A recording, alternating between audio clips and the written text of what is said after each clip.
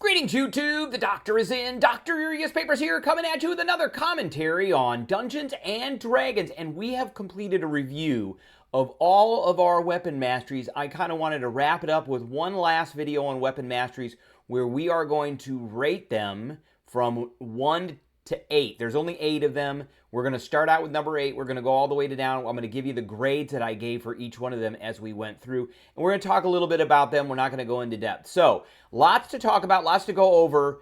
Don't go anywhere and stay tuned.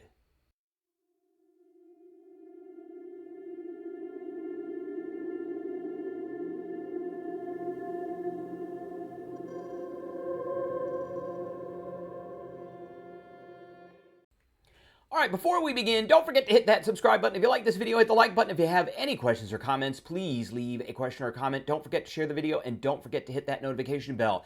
And down below in the description, I have 2 links to Dungeon Masters Guild. One is for Vault of the Worm, 3rd level 5e adventure that I have written, and the other one is the Painted Rock, which is a 4th level 5e edition adventure as well. So check them out. Links are below for Dungeon Masters Guild. Coming in at number 8, we've got Graze, and this is the first one we're going to go over. It is the lowest one. I did give this a grade of a D. I just didn't feel that for this weapon mastery compared to the other weapon masteries, it's just not as strong. So if your attack roll with this weapon misses a creature, you can deal damage to that creature equal to the ability modifier you use to make the attack roll. The damage is the same type dealt by the weapon, and the damage can be increased only by increasing the ability modifier. So if you miss, you get a little extra something something, which is a little bit of extra damage. This is based off of the 2 different weapons that use the Graze Weapon Mastery. We have the Glaive, which is slashing damage, it's heavy, reach, and 2-handed. So its weapon properties, I think, are actually better than its weapon mastery because of the heavy and the reach. And then the other weapon that we have with this is the Great Sword, which does slashing damage, 2d6, and it's heavy and 2-handed. And again, heavy, I think, because of the feats that you can attach this to are better than the weapon mastery Graze that it has. So not the strongest, not the best. We're coming in at number 8 with a D.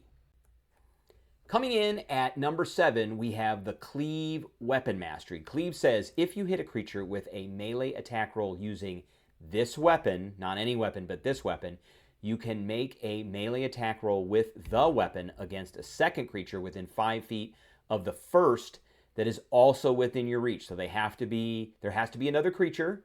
They have to be within 5 feet of the first, and they have to be within your reach. On a hit, the second creature takes the weapon's damage, but do not add your ability modifier to that damage unless the modifier is negative. You shouldn't be using this if you've got a negative. You can make this extra attack only once per turn. So I gave this one a B-. The last one, which was Grave, was a D. We go all the way up to a B-. Cleave is very situational. We've played with this in a couple of my games where I have a character, a player character that is using a weapon that does have Cleave. And if there's one creature left, or there's only one creature they're fighting, or there's multiple creatures but they're not within 5 feet of each other, then this weapon mastery is worthless. You just cannot use it. So you have to have situations where you would use it, and that person that plays that player character has to decide if it's advantageous to go after one of the opponents or to go after, say, 2 fresh opponents that are near each other. Okay, so we've got 2 different weapons that do use the Cleave Mastery, and those weapons are the Great Axe and the Halberd. So the Great Axe does slashing damage, 1d12, and it's heavy and 2-handed. So it doesn't have reach, so you have to be essentially adjacent to it, to the opponents, and there has to be 2 opponents within 5 feet of each other. And then we've got the Halberd, which does a d10 slashing damage, and it is heavy, reach, and 2-handed, so that one does have reach. So you don't necessarily need to be adjacent to 2 different enemies who are within 5 feet of each other. So you could very well use that pretty efficiently. But I think The other weapon masteries, the other 6 that we're going to go over, those are much better and they're less situational than this one. Coming in at number 6, we've got the Sap Mastery, which says if you hit a creature with this weapon, that creature has disadvantage on its next attack roll before the start of your next turn. So, less situational. All you have to do is hit. That's it. And then the creature has disadvantage on its next attack roll, which many creatures only have 1 attack. A lot of creatures have multiple attacks. If you're going at lower level CR creatures, they're probably going to have 1 attack, which will be at disadvantage, but that disadvantage is probably going to happen every single turn if you can hit. So we gave this a B-. I'm on the fence with this one. I almost feel like it is a B. It's close, but not quite there. But it's less situational than, say, Graze or Cleave, so that's why it comes in at the number 6 position. So we have a number of weapons that do have the Sap Mastery. Some of them to me make sense, some of them don't. I think of Sap as hitting the target creature and then they're kind of dazed a bit, which gives them, they're off balance and then they can't hit as well, so they get disadvantage. All right, so the first one we've got is the Mace. Has no properties whatsoever at all, does a d6 damage. It's a simple weapon, and that's a kind of the standard kind of simple weapon for most characters that rely on simple weapons. But those kinds of characters are probably not going to have access to weapon masteries. The second one that we've got is the Spear, which does a d6 piercing damage. You can throw it. It's versatile, which means you can use 2 hands, and it has sap. So again, another simple weapon that has some range with it. The next weapon after that we have is the Flail, which does bludgeoning damage, d8. It has no properties and has sap. So again, a pretty standard weapon. I don't really see very much difference between this and like the Mace, other than it does a little bit more damage. That's it. The next one we have is the Longsword, typical sword and board build, d8 slashing damage. It's versatile, so you can use it with 2 hands, and it has sap. So you hit something, it's got disadvantage on the next attack.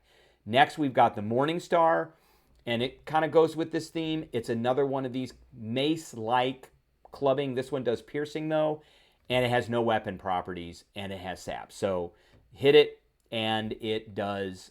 It will have disadvantage. And then lastly, we've got the War Pick, piercing damage. It's versatile, which means you could use 2 hands, and it's got sap. Couple of these kind of make sense, couple of these don't. The Spear, to me, doesn't make sense. The Longsword, sort of. Maybe you're hitting them, so hard that you're knocking them out. The War Pick, kind of. I mean, the Spear really doesn't, but the rest of them, like the Mace and the Flail and the Morningstar, absolutely make sense to me with this, but some of them are almost there, and then the Spear is not really there. So, I mean, a pretty standard weapon mastery. It is less situational than the other ones that we've talked about so far. It will come up every round if you hit, and you will notice the difference if an enemy has disadvantage on almost all of its attacks. Coming in at number 5, we've got the Weapon Mastery Vex. So if you hit a creature with this weapon and deal damage to the creature, you have advantage on your next attack roll against that creature before the end of your next turn. So it does last a round. It does have to be against that particular creature that you hit.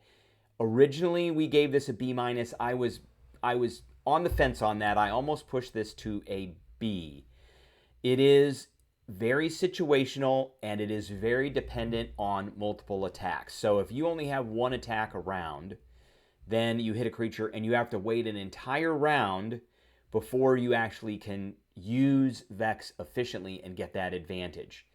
And that creature could not be around in that round time period, which means that you won't be able to use this, and this weapon mastery is basically useless at that point. However, if you do have multiple attacks, then you do want to come out the gate with a weapon that does have Vex. Now, what weapons are we talking about here? There are 7 of them, so there's a lot. We've got the Hand Axe, which does slashing damage, and I'm going to say what kind of damage they do because that's very important. We've got the Hand Axe that does slashing damage. We've got the Dart, which does piercing damage. So we've got a number of various different weapons. They do different kinds of damage. We've got the short bow, which also does piercing damage. We've got the rapier, which does piercing damage as well. So you can kind of see there is a little bit of a trend in this, but not, there are some weapons here that don't do piercing damage. We've got the short sword, which also does piercing damage. We've got the blowgun, which does piercing damage. And finally, we've got the hand crossbow, which does piercing damage. And I would say the hand crossbow out of this is probably the best weapon to use. Coming in at number 4, we've got the slow weapon mastery. And this one is a really good one. I did give this one a B+. I almost gave this one an A-. It does involve some maneuverability modifier, but it isn't forced movement. So slow says, if you hit a creature with this weapon and deal damage to it, you can reduce its speed by 10 feet until the start of your next turn. If the creature is hit more than once by weapons that have this property, the speed reduction doesn't exceed 10 feet. And what you want to do with this is you do want to hit with a weapon that has this mastery, but you want to layer this on top of other abilities that also have the slow ability, that is to slow creatures down or to reduce their speed, but you also want to knock things prone. Now, knocking things prone, and if we look through the rules of prone and we read out that it is going to say it's restricted movement, so your only move options are to crawl or to spend an equal amount of movement equal to half your speed rounded down to right yourself. If your speed is 0, you cannot right yourself. So what's really important about slow is if you can get their speed to 0, then they will not be able to get up if you knock them down. And the slow weapon mastery is an important part of that. Now, we've got a number of weapons that we can use with this as well. So there's 6 different weapons here, and some of them make sense, some of them kind of are a little off and not so much. So the first one we've got is club, which of course does bludgeoning damage. Then we have the javelin, which does piercing damage. Then we have the longbow, the light crossbow, and the light crossbow does piercing damage. And then we have the sling, which does bludgeoning damage. All of these are simple weapons, so they're not in the martial class. Then when we get into the martial class, we've got the whip, which I think for this one is the strongest one because the whip not only has slow, but it's also finesse and reach. And then we've got the longbow. And if you want to make a ranged attacker, the longbow with slow is also another really good feature to use. So all in all, I think this one is a pretty good one. It's not bad. It's not as good as some of the forced movement, but it will do the trick in a pinch. Coming in at number 3, we've got the Nick Weapon Mastery. So Nick says, when you make the extra attack of a light property, you can make it as part of the attack action instead of as a bonus action. You can make this attack only once per turn. So we gave this originally a B+.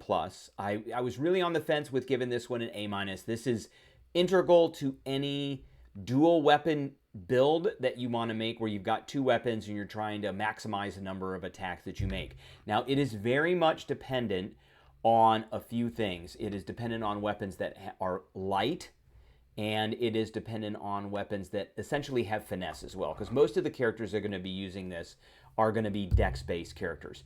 So it is paired up with the light weapon mastery, which, if we read out light, says, when you take the attack action on your turn and attack with a light weapon, you can make 1 extra attack as a bonus action later in your turn.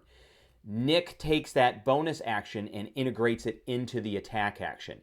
Now, light also says that extra attack must be made with a different light weapon, and you don't add your ability modifier to the extra attack's damage unless that modifier is negative. So that means that you have to have 2 different light weapons, and one of them has to have the nick feature. So when you attack with a light weapon that has the nick feature, then that triggers your ability to use the other light weapon as an attack.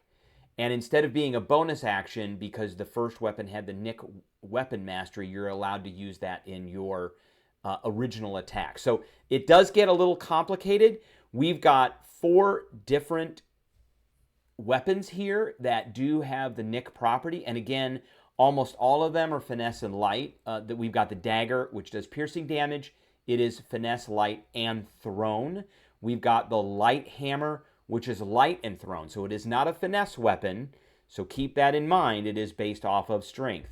Then we've got the sickle, which it does slashing damage, and it is a light weapon. Again, it is a strength weapon, not a dex weapon. And finally, we've got what I think is the strongest weapon out of this. We've got the scimitar, which does slashing damage and is finesse and light. So you could have a scimitar in each hand, and you could attack with the first scimitar. And if you have access to the Nick Mastery, then it allows you to attack with the second scimitar because it's a light weapon. And you do it as part of your attack action, not as part of your bonus action, leaving your bonus action free. And of course, that second attack does not do extra damage. It just does the base damage. So all in all, an excellent, excellent, excellent weapon mastery. Like I said, I was on the fence with giving it an A-, but in all, very solid. Coming in at number 2, we've got the Topple Weapon Mastery. So I originally gave this one an A-. Again, you know, some of the other ones that I gave B+ to, I felt were close. This one is as close to one of my favorite mechanics in the game, which is forced movement, as you can get. So I kind of consider knocking something down and knocking something prone to more or less be forced movement. So Topple says, if you hit a creature with this weapon, you can force that creature to make a Constitution saving throw. On a failed save, the creature has the prone condition. So it's DC 8 plus the ability modifier you use to make the attack roll and your proficiency bonus. So the Constitution saving throws are they're not the strongest thing to be using. Strength is probably the weakest one to put onto an opponent. Constitution is next, but it's not too bad. And it's using your ability modifier, which is probably going to be your highest thing. So the weapons that we have that are using this, we've got 5 different weapons. We've got the quarterstaff, which does bludgeoning. It's versatile, so you can use it with 2 hands. It is Topple. We've got the battle axe, which also does slashing. It is versatile, so you can use 2 weapons to do more damage. We've got the lance, which I think personally is my favorite for these. And that one does piercing damage. It's heavy, reach, and 2-handed. Then we've got the maul, which does bludgeoning damage. It is heavy and 2-handed. And then lastly, we've got the trident, which does piercing damage. It's thrown, and it's versatile. I'm not a big fan of the versatile property, but I do like, if you're going to use a weapon one-handed, I like to have a shield in the other hand. So out of all of these, I think the lance is the most efficient for this. Now, this is condition. This is dependent on a condition called prone. And it says while you have the prone condition, so if you topple them and they fail their save, then they go prone. Restricted movement, your only movement options are to crawl or to spend an amount of movement equal to half your speed to right yourself and thereby end the condition. If your speed is 0, you cannot right yourself, meaning you cannot stand up. So Topple goes very well with things like slow or other abilities which will reduce the speed of a creature. Things like some of the Eldritch Blast features. The other thing here says that attacks are affected. So if you are prone, you have disadvantage on attack rolls. An attack roll against you has advantage if the attackers are within 5 feet of you. Otherwise, the attack has disadvantage. So that's another bonus to having or putting the prone condition on an opponent. Coming in at number 1, we've got the Push Weapon Mastery. So Push says, if you hit a creature with this weapon, you can push the creature up to 10 feet straight away from yourself if it is large or smaller. So there's no limit on how many times you can push things. As long as they're large or smaller, you can push them. So I gave this one an A. This is one of my favorite mechanics in the game, is forced movement. Most of the creatures, not all, but most of the creatures that you're going to encounter are going to be large or smaller. However, push is not going to work against things that are huge or bigger. But like I said, most of the creatures that you're going to encounter are going to be large or smaller, and you're really going to be able to take advantage of this.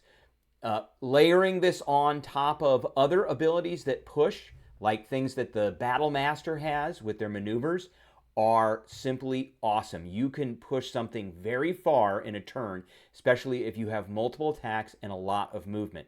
And you could push things over cliffs, you could push things into rivers of lava, you could push things back into your player character like clouds and area of effect spells if they're there.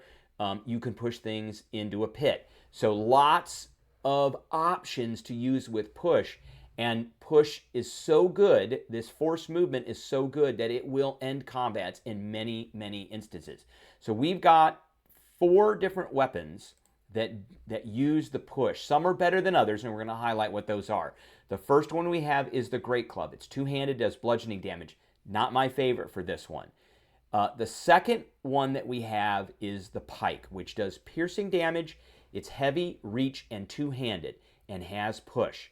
I really like this one, especially if you're going to be up front and close, kind of, because it does have reach. But for a melee martial option, this is a great, great option. I did a video that did a build on this. And then finally, we've got the last kind of hand-to-hand weapon we've got is the Warhammer. Bludgeoning damage, it's versatile. Again, I don't like the versatile stuff. It does do push. And lastly, and this is a great option too, this is equal to the Pike in my opinion, and that's the Heavy Crossbow, which is ammunition, heavy, loading, and two-handed. Does piercing damage. And you can overcome that loading if you take Crossbow Expert. So that feat gets rid of that loading thing, which makes this weapon awesome, and you have multiple attacks. You can push something from very far away. It has a range of 100 feet. So you can constantly be pushing things around the battlefield very easily with this crossbow. And you could use maneuvers with it too with the Battle Master. So all in all, I think this is the best one. It's number 1. I gave it an A. I have 2 different builds made off of this. One is based off of the Pike, and the other one is based off of the Heavy Crossbow. Awesome, awesome. Awesome masteries, awesome feats that go along with it. Very versatile, not two hands versatile, but the versatility of this particular weapon mastery pairs up with so many different feats and so many different abilities of the game. I think it would be very optimal for characters. All right, that is all that I have for everybody today. I appreciate everybody tuning in, and I will catch everybody later.